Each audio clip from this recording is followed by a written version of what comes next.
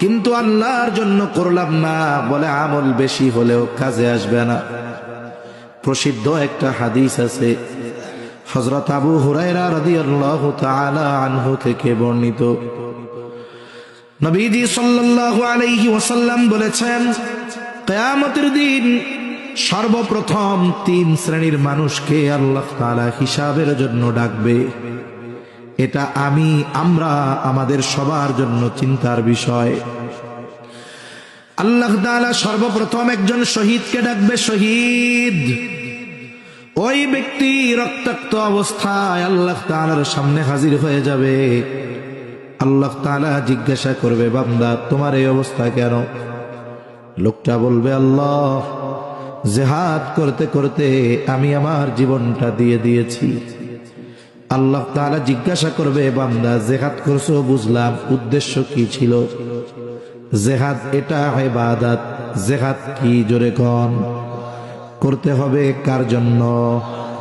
যুদ্ধের ময়দানে, জিহাদের ময়দানে জয় পরাজয় মুখ্য নয়, মুখ্য উদ্দেশ্য হলো আমি যে জিহাদ করলাম এটা কার জন্য করলাম।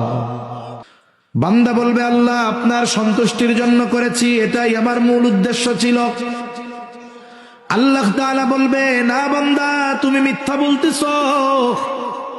আমি আল্লাহ তোমার অন্তরের খবর জানি।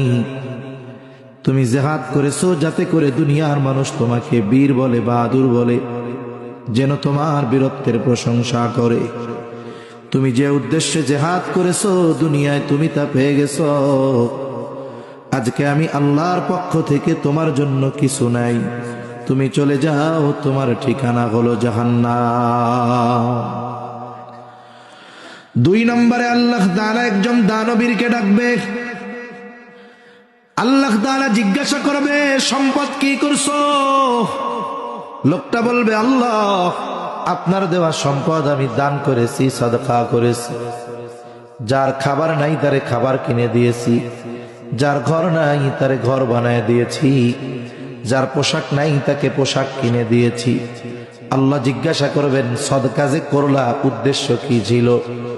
লোকটা বলবে, আল্লাহ উদ্দেশ্য ছিল আপনার সন্তুষ্টি। আল্লাহ বলবেন, না বান্দা, না না, তুমি মিথ্যা বলতেছো। আমি আল্লাহ তোমার অন্তরের খবর জানি।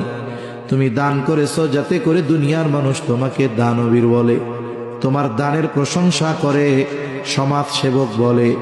যে উদ্দেশ্যে দান করেছো দুনিয়ায় তুমি তা পেয়ে গেছো। আজকে আমি আল্লাহর পক্ষ থেকে তোমার জন্য